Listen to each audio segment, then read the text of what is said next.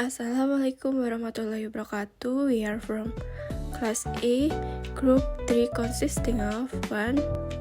Evananda Shinta Clarinfa, 2. Agus Imam Putra, 3. Naila Khoirunnisa, 4. Alvis'sa Besti Niawati, and the last Berlianti, Sonia Wijaya. We will explain about behaviorism learning theory. Behaviorism learning theory. The definition is an approach that emphasizes observable behavior and how the environment influences learning.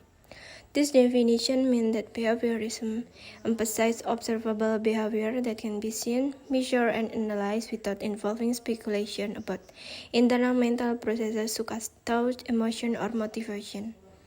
Example, when a student answers a question correctly after studying, the behavior of answering is the observable aspect, not the thought process. Number 2. Basic principle. First, repetition and practice.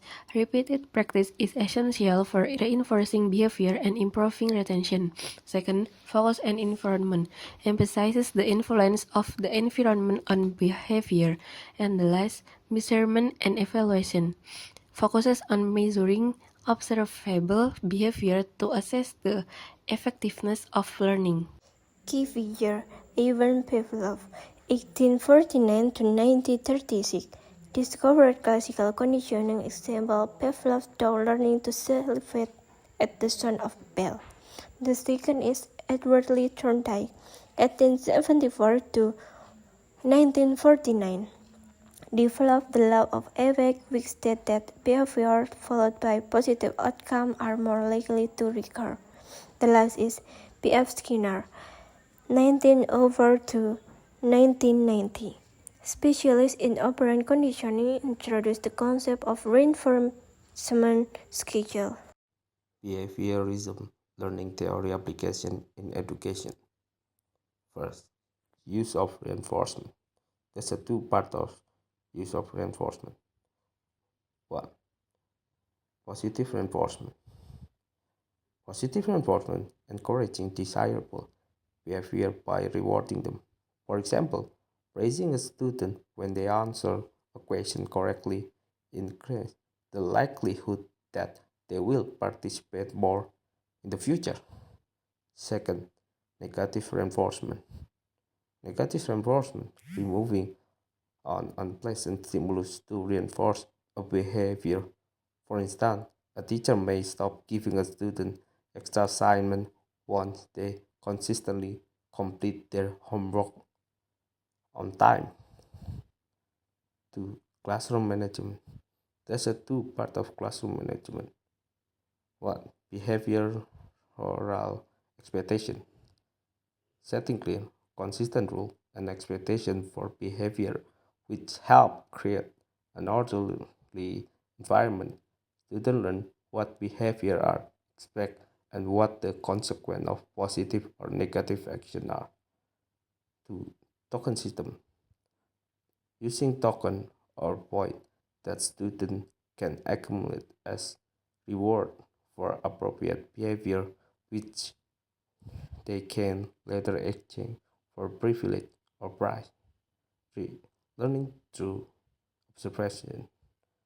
There's a two part of learning through observation. First, modeling. Teacher can model behavior and skill that they want the student to adopt. For example, a teacher might demonstrate a problem-solving strategy and students are likely to imitate those methods. 2. Vicarious reinforcement. A student learns not only from their own action, but also by observing the consequence of the face. If a student observes a peer being rewarded for good behavior, they may be more motivated to behave similarly. Number 5. Drilling. Drilling behavioral learning theories emphasize repetitive practice to reinforce learning and establish mastery. First, from habits. Repetition through drilling creates automatic response, turning learned behavior into habits.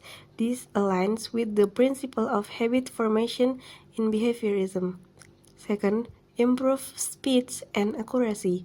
Consistent practice reduces the cognitive effort required, leading to faster and more precise execution of tasks.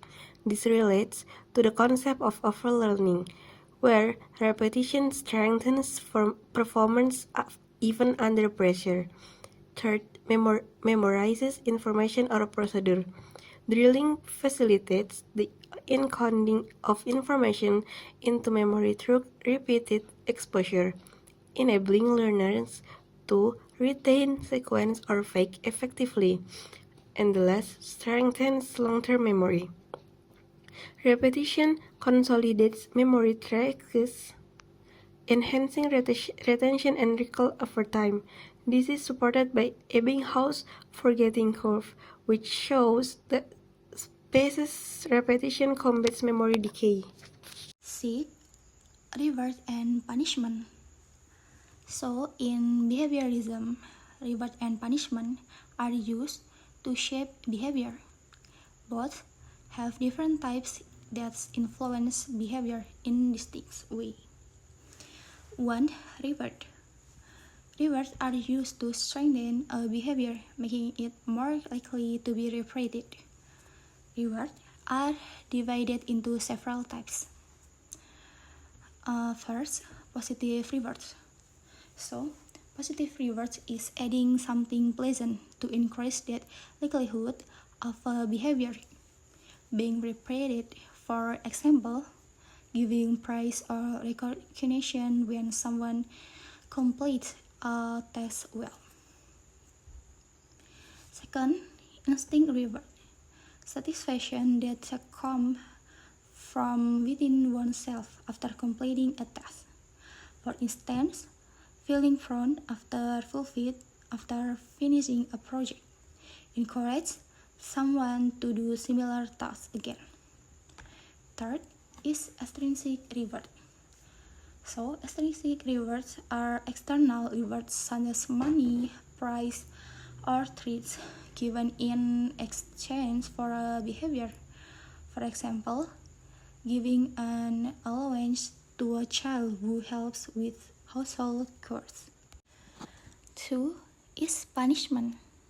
Punishment is used to decrease likelihood of undesirable behavior. Punishment can be divided into several types. First, positive punishment, adding something unpleasant to reduce unwanted behavior. For example, assigning extra homework or giving a reprimand when someone breaks the rules. Second, negative punishment, removing something pleasant to stop unwanted behavior. For instance, taking away privilege like a screen time when a child doesn't finish their homework. Weakness of behaviorism learning theory. 1. Student as passive listener. Students often act as passive listener, leading to rote memorization rather than active engagement. 2. Provide limitation on student creativity. The approach restricts student creativity and critical thinking by focusing on observable behaviors. 3. Dependence on external reinforcement. Heavy reliance on rewards can hinder intrinsic motivation, making students dependent on external incentive. 4. Not every lesson can use this approach. Not all subjects or lessons can effectively utilize behaviorist methods, limiting its scope. Next, the benefits. 1. Teacher encourage students to learn independently. Encouraging independent learning, teachers play a crucial role in fostering independent learning among students. 2. Formation of positive behaviors. Encourages the development of desirable behaviors through reinforcement. 3. Flexible teaching method. Can be adapted to suit various educational contexts and objectives, enhancing engagement when used appropriately. That's all the explanation from us. Wassalamualaikum warahmatullahi wabarakatuh.